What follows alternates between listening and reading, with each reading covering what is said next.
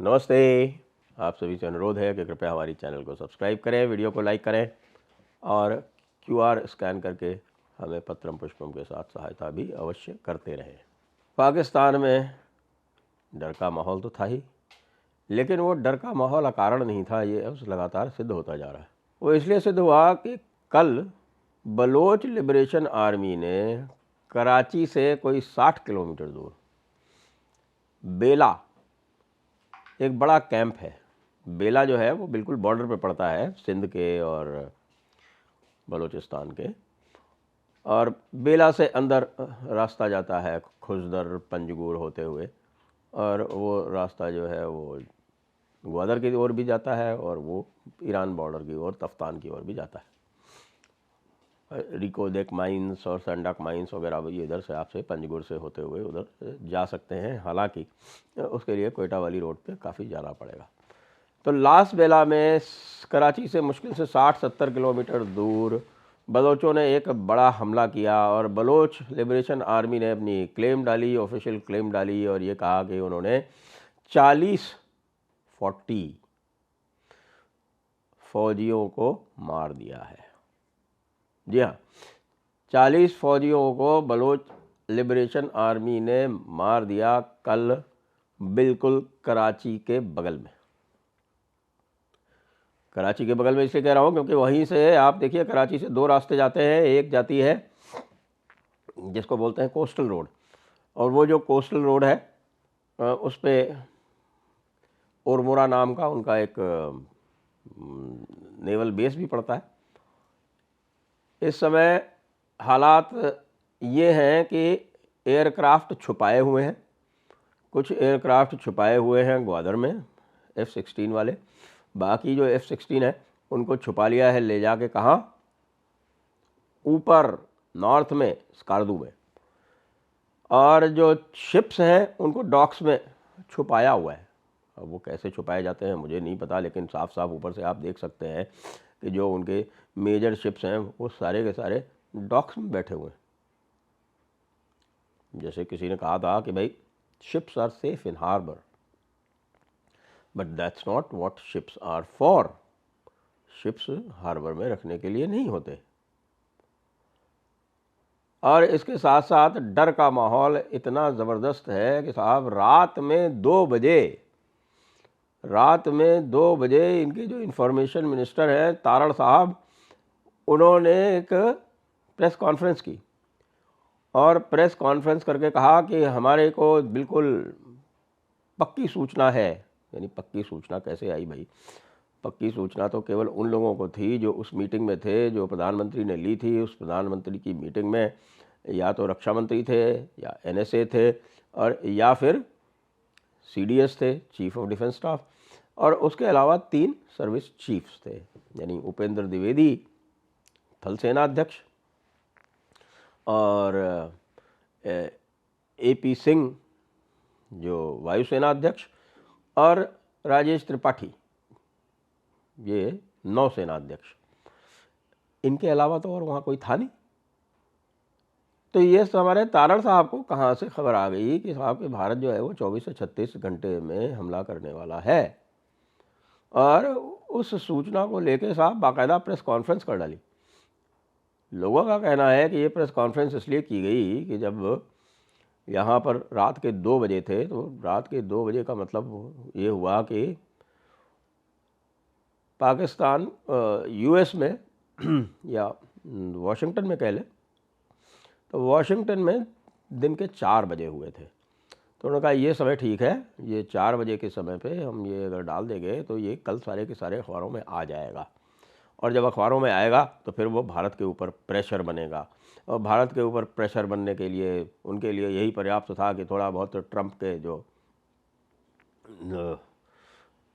Spokesman थे वो routine में कहते रहते हैं कि भाई हम एस्केलेशन अवॉइड करने के लिए कह रहे हैं, हम एस्केलेशन अवॉइड करने के लिए कह रहे हैं, लेकिन एस्केलेशन तो अवॉइड होगा नहीं। अब एस्केलेशन अवॉइड करने की जो थ्रेशोल्ड थी वो तो क्रॉस हो चुकी है, और पाकिस्तान का हाल जो है वो मैं आपको लगातार बता ही रहा हूँ।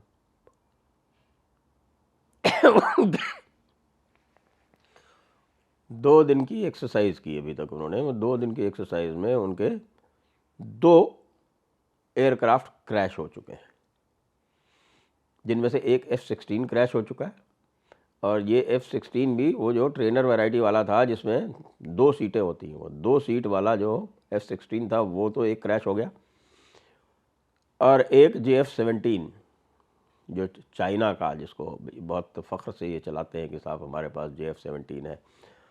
चाइना इनसे कह रहा है कि भैया ऐसा करो, ये JF-17 को दूर रखना, ज़रा JF-17 को दूर रखना, क्योंकि जो रफ़ाल के पास जो मिसाइल्स हैं वो बड़ी दूरी तक मार करती हैं, JF-17 उनको कोप अप नहीं कर पाएगा, और ये S-400 से भी इनको दूर रखो।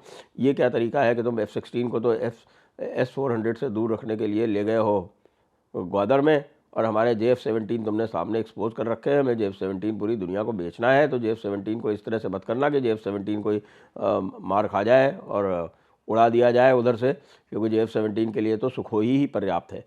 बल्कि जो JF-20 जिसको कहते हैं ये कि साहब कि वो 5th जनरेशन स्टेल्थ वाला एयरक्राफ्ट है, जिसको रेडार पकड़ नहीं सकता, उसको भी सुखोई पकड़ लेता है। और ये करीब 3-4 साल पहले ये बात आई थी कि भाई सुखोई ने उसका सिग्नेचर पकड़ लिया, तो उसको लेके बड़ा सेंसेशन हुआ था पूरी दुनिया में। उधर वायुसेना जो है, उधर जो नौसेना है वो अपने अलग मज़े ले रही है, क्योंकि नौसेना के लिए तो पूरा समंदर खाली पड़ा हुआ है, पूरा समंदर खाली पड़ा हुआ है। वो थोड़ा बहुत इधर उधर घूमते हैं, थोड़ा कराची की तरफ चलते हैं, फिर पीछे चले जाते हैं, और उसके बाद फिर कोई स्टेटमेंट जारी कर देते हैं कि साहब हम तो पूरी तरह से कहीं भी, किसी भी सागर में, किसी भी महासागर में, सब जगह एक्शन के लिए तैयार है। बाकी ये भी पता चला है विश्वसनीय सूत्रों से कि पेट्रोल, डीजल, एविएशन फ्यूल, इनकी स्थिति बड़ी विकट है, और अधिक विकट होती जा रही है। वो इसलिए भी होती जा रही है कि ये पता चला है कि पहले जो है, जो आर्मी में एक पूरा स्मगलिंग का रैकेट चलता था, वो ईरान से ऑयल आता था, और ये ऑयल जो है ये मिलिट्री को बेचा करते थे ये जर्नैल स्वयं ख़ास तौर से। इसीलिए जो है वो बलूचिस्तान की जो कोर कमांड है वो बड़ी प्राइज्ड मानी जाती है, क्योंकि उसमें बहुत पैसा बनाया जाता है ये ऑयल की स्मगलिंग से। तो ईरान से ऑयल स्मगल करके, और फिर वो ईरान ऑयल स्मगल करके और मिलिट्री को बेचते थे, और वो मिलिट्री को बेच के पैसा बनाते थे अनअकाउंटेड फॉर, और मिलिट्री को भी बड़े मज़े आते थे, उनको थोड़ा सस्ते में मिल जाता था, और इनका जो था पैसा पूरा का पूरा अनअकाउंटेड इनकी जेब में जाता था। वो सिस्टम जो है वो बलोच लिबरेशन आर्मी ने कर दिया बंद। तो अब वो जब बंद कर दिया, तो अब इनको सारा फ्यूल जो है, क्योंकि इसमें एविएशन फ्यूल नहीं होता था, इसमें बाकी जो फ्यूल होते थे, तो अब वो बंद होने से भारी दिक्कत आ गई, और जो ऑफिशियल जो इंपोर्ट हो रहा था उसके ऊपर प्रेशर और बढ़ गया। उसके ऊपर प्रेशर बढ़ने से इस समय स्थिति ये है कि पेट्रोल पंप्स में पेट्रोल और डीजल ख़त्म होते जा रहे हैं, और वहाँ लंबी लंबी लाइनें लग रही हैं, जनता गालियाँ दे रही है। ऊपर से सोइंग का सीज़न शुरू हो चुका है, सोइंग के सीज़न में पानी नहीं मिल पा रहा है। पानी नहीं मिल पा रहा है तो किसान भी बहुत कष्ट में है और दुखी है, और जो इन्होंने कैलकुलेशन किया था कि लोग इनके साथ में आ जाएंगे, लोग इनके साथ में आने के बजाय दूर जाते जा रहे हैं और गालियां दे रहे हैं आसिम मुनीर को। आसिम मुनीर के लिए ये बताया जाता है कि आसिम मुनीर का जो कैलकुलेशन था वो ये था कि साहब कि इस तरह का कोई काम करेंगे तो लोग जो है वो सारे उसके पीछे खड़े हो जाएंगे आके। बिल्कुल वो हो नहीं पा रहा है, उसका ठीक उल्टा हो रहा है। तो तुलना करें यदि भारत से, तो भारत में यदि जो 0.5 फ्रंट जिसको बोलते थे, वो 0.5 फ्रंट भी वो घट के जो है वो 0.1 फ्रंट हो गया है, और वो 0.1 फ्रंट वो इतना मिनिमम रह गया है, उसके पास कोई कैपेसिटी नहीं है कि वो किसी भी प्रकार से कुछ उल्टा पुल्टा कर पाए। जो कुछ लोग थोड़ा बहुत बोल रहे हैं, पब्लिक उनको खुद ही इतनी पिटाई कर रही है सोशल मीडिया पर कि उनकी बोलती बंद होती जा रही है। इसका सबसे बड़ा उदाहरण कांग्रेस पार्टी का कल का जो मीम था, जिसमें उन्होंने प्रधानमंत्री का सर काट के दिखाया था और गायब बोला था, वो मीम इनको हटाना पड़ गया, उसको इनको डिलीट करना पड़ गया।